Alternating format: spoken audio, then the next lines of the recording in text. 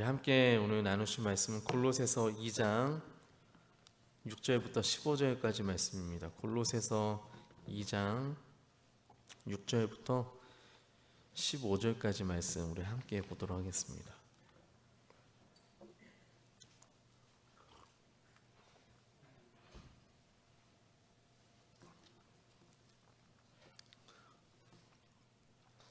네, 다 찾으신 줄 알고 우리 함께 봉독합니다.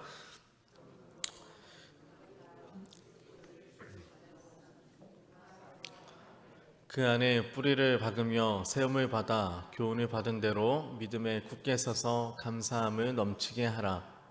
누가 철학과 헛된 속임수로 너희를 사로잡을까 주의하라. 이것은 사람의 전통과 세상의 초동학문을 따름이요 그리스도를 따름이 아니니라.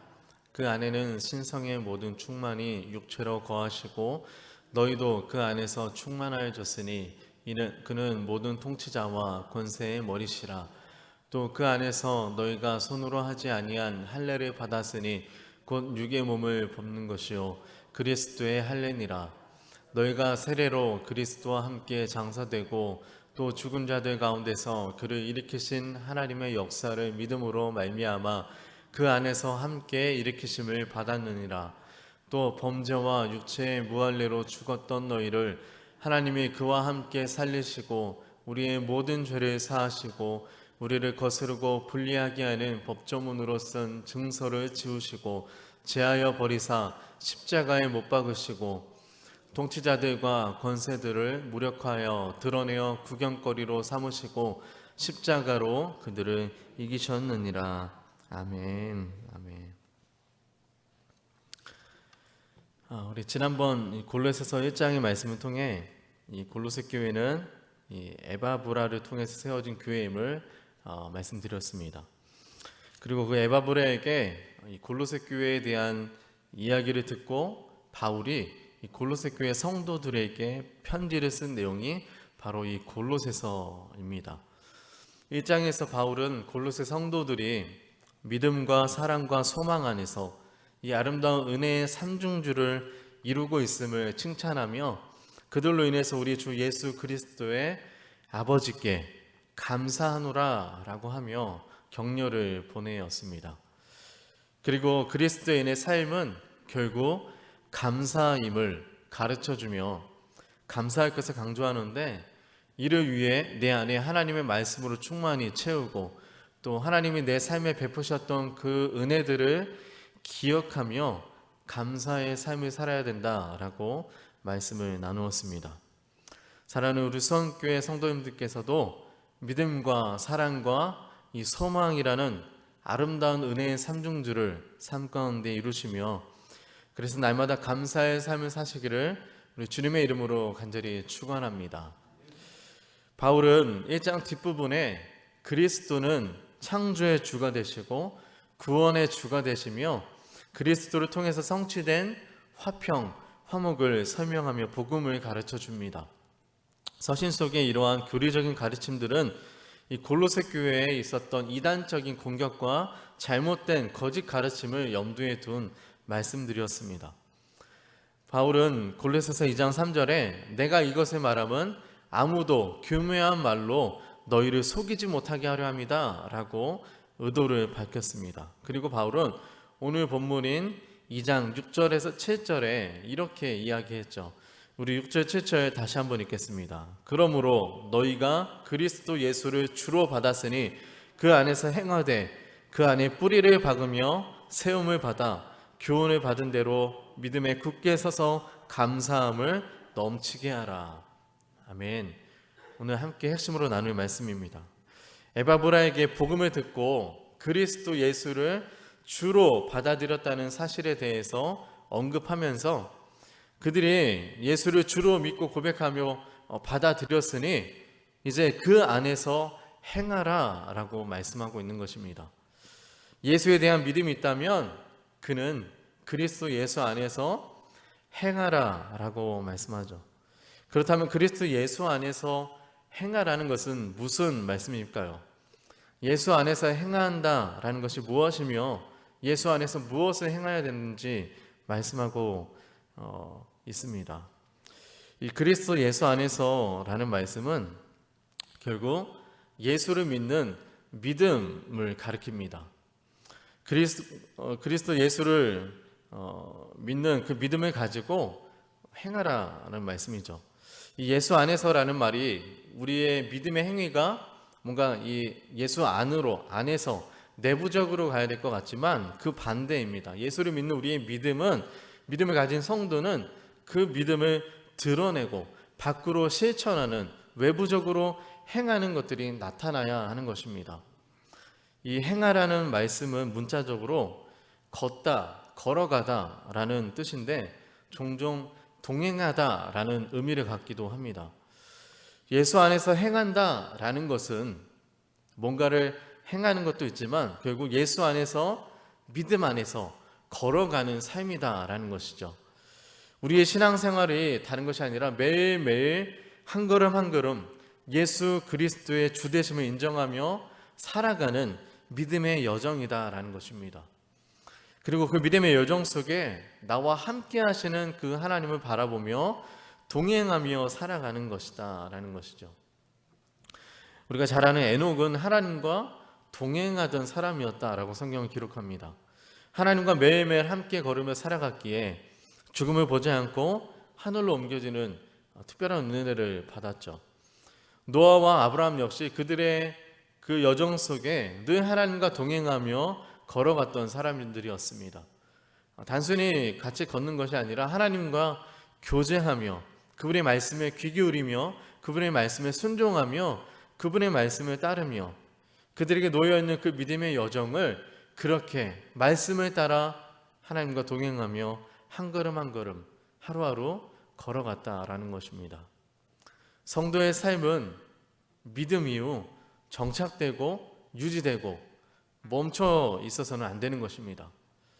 우리의 믿음은 우리 안에 잘 정착되고 유지되어야 되는 것이 맞지만 우리의 삶은, 믿음 위에 우리의 삶은 앞으로 전진해 가야 하는 것입니다.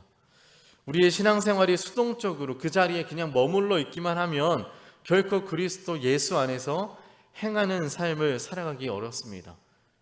우리는 주저앉게 되고 결국 넘어지게 됩니다. 예수를 믿는 사람은요, 행하는 삶을 살아야 합니다. 야고보서의 가르침대로 우리의 믿음을 행함으로 보여야 하는 것이죠. 우리가 예수를 믿는다고 하는 그 믿음이 우리 안에 살아있음을 우리 믿음의 행동들이, 그 행함들이 보여주는 것입니다. 바울은 7절에서 그리스도 안에서 행하는 것이 무엇을 말하는지 구체적으로 설명하고 있습니다.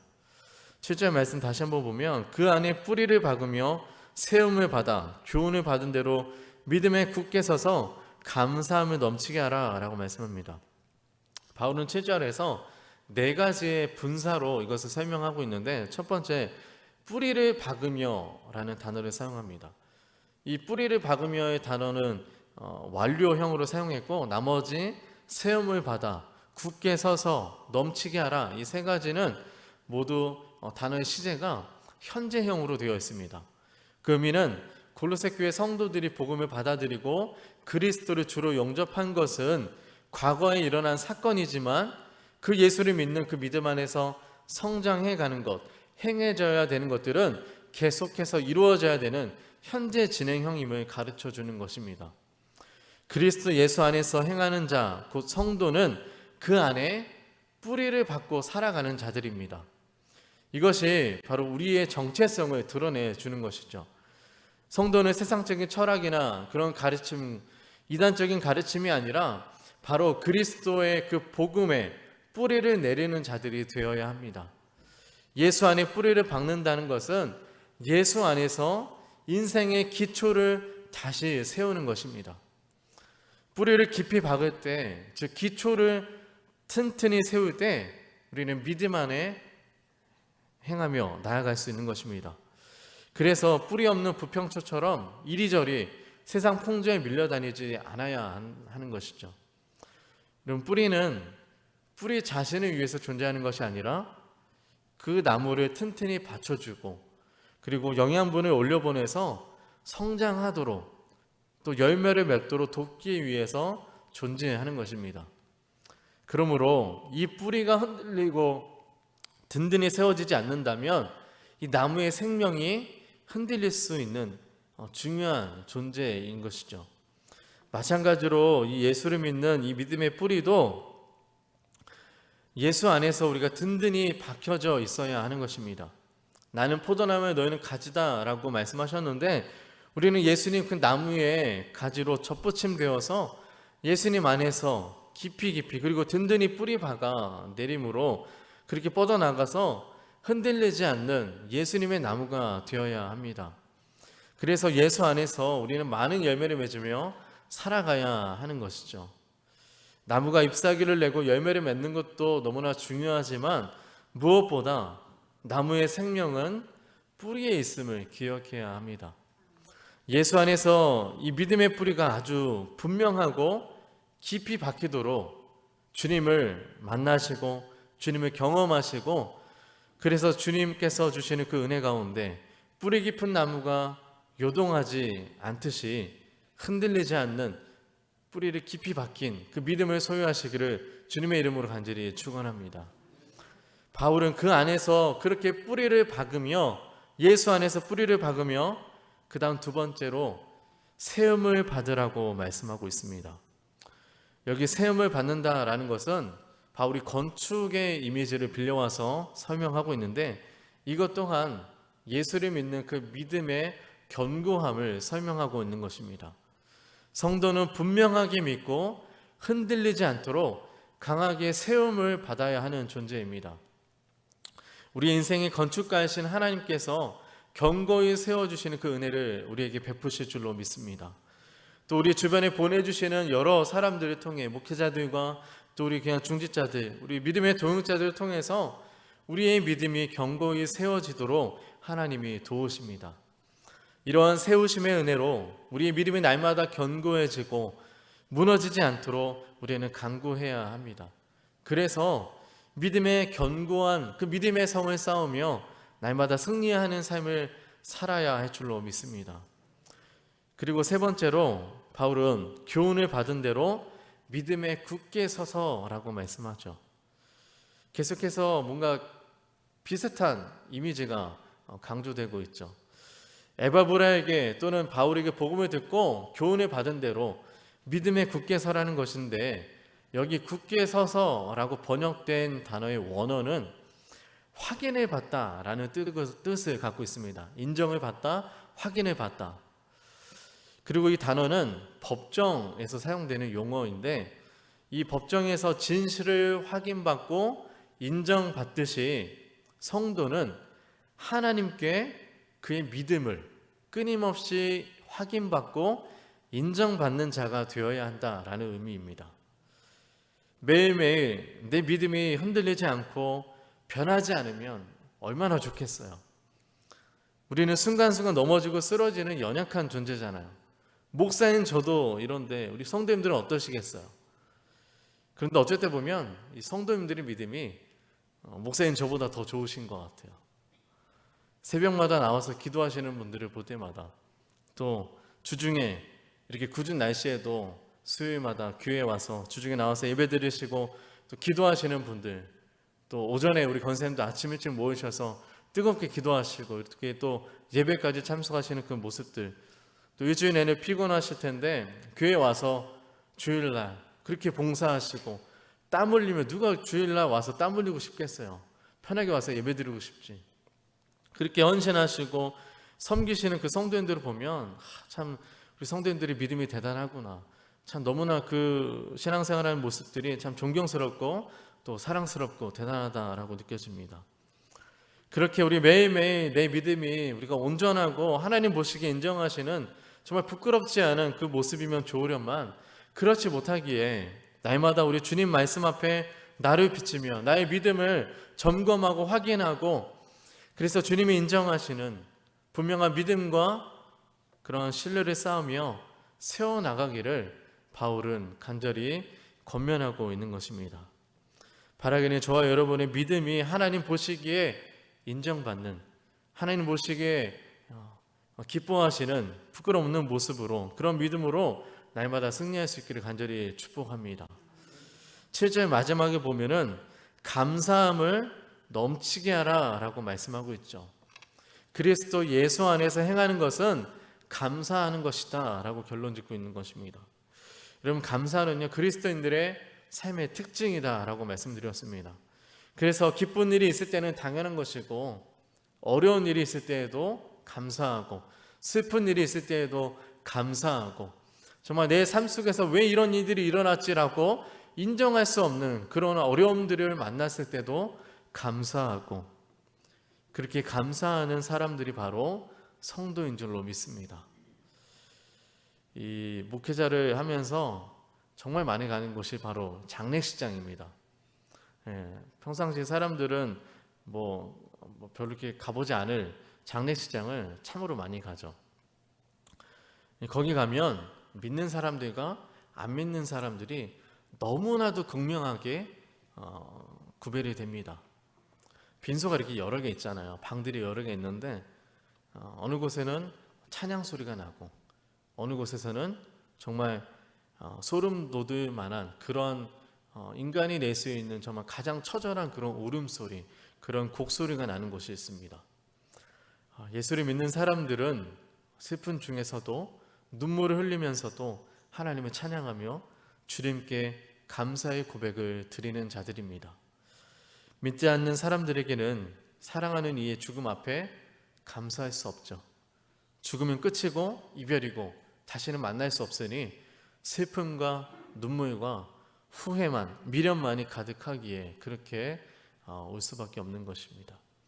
하지만 우리 믿는 자들은 다르죠. 우리에겐 부활이 소망이 있고 천국에서 다시 만날 소망이 있기에 우리는 눈물을 닦으며 하나님께 감사함으로 예배할 수 있고 찬양할 수 있는 것입니다. 여러분, 바울의 삶은 감사할 수 있는 상황이 아닌 적이 정말 많았습니다. 복음을 전한다는 이유로 예수를 믿는 그 믿음 이후의 삶이 정말 너무나 어렵고, 이유 없이 체포당하고 매를 맞고 감옥에 갇히고 심지어 그의 목숨까지 잃을 뻔한 죽음의 위기에 여러 번 놓이는 정말 숱한 고난과 핍박을 받으며 그렇게 지내왔습니다. 인간적인 눈으로 정말 감사할 것이 하나도 없는 상황이고, 오히려 믿는 사람들이 봤을 때에도 정말 왜 저렇게까지 할까? 하나님 왜 저렇게까지 고난 가운데 두실까? 라고 할 정도로 삶을 살았지만, 그럼에도 바울은 하나님께 불평하지 않고 원망하지 않고 찬양과 감사를 끊이지 않게 살았으며, 오늘 본문에 이 골로새 교회 성도들에게 그리고 우리들에게 감사함을 넘치게 하라고 말씀하고 있습니다. 그리스도인들의 감사는 한두 방울씩 똑똑 떨어지는 감사가 아닙니다. 거세게 우리 안에서 솟아나오는 분수처럼 솟아나오는 기쁨으로 충만한 감사여야 합니다. 하나님께서 하늘에서 놀라우신 은혜로 폭포수와 같이 쏟아주시고, 그 은혜를 받은 우리 안에서는 날마다 솟는 샘물처럼 기쁨과 감사로 충만하여서 넘쳐나는 그 기쁨과 감사를 흘려보낼 수 있는 복된 인생이 되시기를 축복합니다. 바울은 이제 8절부터 골로새 교인들을 공격하는 거짓 가르침들에 대해서 본격적으로 지적하고 있습니다. 먼저 8절에 보시면, 누가 철학과 헛된 속임수로 너희를 사로잡을까 주의하라. 이것은 사람의 전통과 세상의 초등학문을 따름이요 그리스도를 따름이 아니니라 라고 말씀합니다. 바울은 철학과 헛된 속임수를 주의하라고 말합니다. 이 당시 골로새 사람들은 이 헬라 철학과 또 이방의 신비 종교가 혼합된 여러 이상한 그런 사상들로 미혹을 당하고 또 혼란스럽게 신앙생활을 하고 있었습니다. 그래서 바울은 인간의 전통과 성도를 속이는 이런 영적인 이런 잘못된 세력에서 나오는 것들을 반드시 주의하라고 말하고 있습니다. 이런 것들은 결코 그리스도를 따름이 아니다라고 분명하게 선을 그으며 잘못된 가르침에 사로잡히지 말아야 할 것을 경고하고 있습니다. 오늘날 우리도 이러한 잘못된 가르침들이 너무나 많이 우리를 유혹하고 있습니다. 이 말씀의 이 풍요 속에 살아가고 있지만, 우리가 이 인터넷 시대를 살아가면서 말씀을 우리가 쉽게 접할 수 있고 너무나 많이 들을 수 있지만, 그 안에 우리가 분명하게 구별하고 분명하게 우리가 듣지 말아야 할 것들이 있다라는 것이죠. 이 악한 세력은, 이 세상에 통치하고 있는 자들은 우리가 사용하는 이 세상의 것들을 이용해서 우리를 미혹하고 우리를 속이려고 하고 있습니다. 성도는 깨어 있어서 우리가 분명히 우리의 진리 되시는 말씀 앞에 바로 세워져서 우리를 미혹하는 것들을 물리치고 거룩 가르침에 대적할 수 있는 자들이 되어야 합니다. 바울은 이어서 성도들이 세상의 철학과 헛된 속임수에 사로잡히 말아야 하는 그 이유를 9절과 10절 말씀에 덧붙여 설명하고 있습니다. 우리 9절과 10절 말씀 우리 같이 한번 읽겠습니다. 그 안에는 신성의 모든 충만이 육체로 거하시고 너희도 그 안에서 충만하여 졌으니 그는 모든 통치자와 권세의 머리시라. 아멘. 예수를 주로 받은 성도들, 그들은 이미 그리스도 안에서 하나님의 신성으로 충만한 가운데 있기 때문이다 라고 말씀합니다. 세상의 철학과 세상의 그런 학문들, 그러한 세상의 가르침들을 그렇게 막 애써 배우려고 애써 가지려고 할 필요가 없다라는 것입니다. 왜냐하면 이미 예수 그리스도 믿는 우리에게 복음 안에서 우리 안에 성령으로 하나님의 신성의 충만함이 우리 안에 있기 때문이다 라는 것이죠. 예수 그리스도 우리 안에 있기 때문에 날마다 솟아나는 샘물로 말미암아 갈급함 없이 주의 말씀으로 우리는 은혜 가운데 나아갈 수 있다라는 것입니다. 바울은 먼저 그리스도 안에 하나님의 모든 신성의 충만이 그 육체 가운데 거하신다라고 말합니다.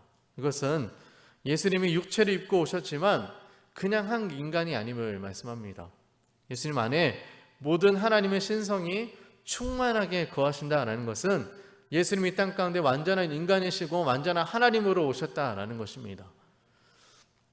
당시 영주주의의 잘못된 가르침으로 예수님의 성육 시인을 잘못된 오해로 가져올 수 있기에 바울은 육체로 오신 그리스도 그 육체 안에 하나님의 모든 신성이 충만하다라고 강조하는 것입니다. 더 나아가 그리스도뿐만 아니라 성도들도, 예수를 믿고 예수를 받아들인 성도들도 그리스도 안에서 신성이 충만해졌다라고 말합니다. 그것은 바로 예수를 믿음으로 말미암아 우리 안에 내주하시는 성령의 충만을 의미합니다. 우리 안에 성령께서 함께 하시기에 우리는 이미 성령으로 충만하신 줄로 믿으시기 바랍니다.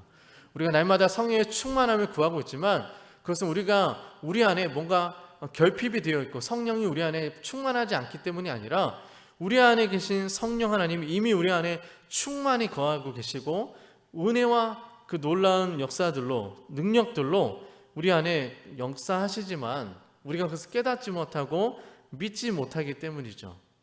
우리 안에 계신 충만하신 그 성령님께 그 은혜와 능력이 충만하게 나타나도록, 내 말과 행동 가운데 나타나도록 우리는 간구하며 성령을 의지하고 있는 것입니다. 바울은 성도들이 그렇게 그리스도 안에서 충만하게 되었다라는 것은 더 이상 흑암의 권세에 사로잡혀 있지 않고 그리스도 안에서 구속함을 받아 새로운 존재, 새로운 정체성을 가진 새로운 신분으로 다시 태어나게 되었음을 우리에게 강조하고 있습니다. 저 여러분은 예수 안에서 새롭게 태어난 줄로 믿습니다. 바울은 이에 대해서 유대인과 이방인들을 구별하여서 설명하고 있는데 먼저 유대인들에게는 할례와 세례를 이야기합니다. 11절 12절 말씀 보면 또 그 안에서 너희가 손으로 하지 아니한 할례를 받았으니 곧 육의 몸을 벗는 것이요 그리스도의 할례니라. 너희가 세례로 그리스도와 함께 장사되고 또 그 죽은 자들 가운데서 그를 일으키신 하나님의 역사를 믿음으로 말미암아 그 안에서 함께 일으키심을 받았느니라 라고 말씀합니다. 여기 유대인들이 정말 중요하게 생각하는 할례에 대해서 예수님께서 영적인 관점을 해석해 주시는데 손으로 하는 할례, 그들 유대인들이 전통적으로 행하는 그 할례는 육체에 속한 것이지만 그리스도의 할례는 육체를 벗어나 영적인 몸에 하는 것이다 라는 것입니다. 이 그리스도의 할례는 우리 마음에 행하는 할례인 것입니다. 우리 마음이 새롭게 되어서 더 이상 이 율법이 정죄하지 못하는 하나님의 자녀가 되는 놀라운 은혜가 바로 이 그리스도의 할례로 주어진다라는 것이죠. 세례도 마찬가지입니다. 이 육체의 정결 예식을 위한 것이 아니라 그리스도와 함께 우리의 영과 몸이 십자가에 죽고 하나님이 예수를 일으키심과 같이 다시 새로운 존재로 태어나게 된 것을 의미합니다. 즉 성도는 그리스도 안에서 믿음으로 말미암아 새롭게 태어난 거듭난 자들인 줄로 믿습니다. 바울은 유대인들에 이어서 이 이방인들의 구원에 대해서도 말합니다.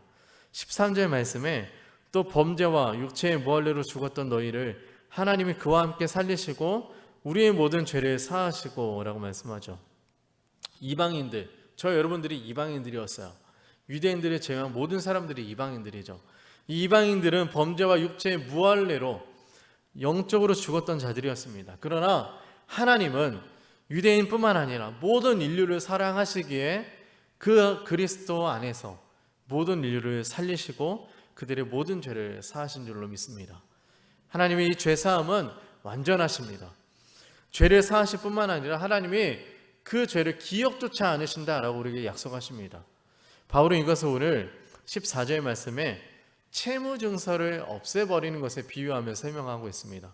14절 말씀 보면 우리를 거스르고 불리하게 하는 이 법조문으로 쓴 증서를 지우시고 제하여 버리사 십자가에 못 박으신다라고 말씀합니다. 우리를 거스르고 불리하게 하는 이 법조문, 이 법조문으로는 이 증서가 바로 빚진 자가 채권자에게 써주는 채무 증서를 가리키는 것입니다. 이 증명서는 빚진 자에게 자신이 빚쟁이다라는 것을 상기시켜 주는 증서이죠. 그러나 하나님은 그들의 빚, 죄, 그 죄를 탕감해 주실 뿐만 아니라 죄 없다 해 주실 뿐만 아니라 그 채무 증서까지 폐기하신다라는 약속입니다. 여러분 이거는 이 증서를 제하여 버리시고 십자가에 못 박으셨다라는 말씀은 하나님의 죄사함이 완전하다라는 것을 강조하는 것입니다. 하나님이 용서하신 것에 대해서 결코 우리를 정죄하지 않으신다라는 것입니다. 우리가 예전에 지었던 그 죄를 하나님이 다 꺼내셔가지고 채무증서같이 꺼내셔가지고 너 이랬었잖아, 너 이런 죄 졌잖아 라고 우리를 정죄하지 않으신다라는 것입니다. 예수의 보혈로 씻김받은 우리는 더 이상 정죄함 없고 자유한 줄로 믿으시기 바랍니다. 그리스도 안에서 자유하시고 축복합니다. 우리 과거에 지었던 그 죄가 우리를 발목 묶고 있다면 그것은 사단이 우리를 묶고 있는 것입니다. 사단이 우리를 미혹하며 우리를 정죄하며 참소하는 것입니다. 그러나 하나님 우리에게 분명하게 말씀하십니다. 내가 그 모든 증서를 십자가에 못 박았다, 제하여 버렸다라고 말씀하시며 결코 이제 정죄하지 않는다라고 말씀하십니다.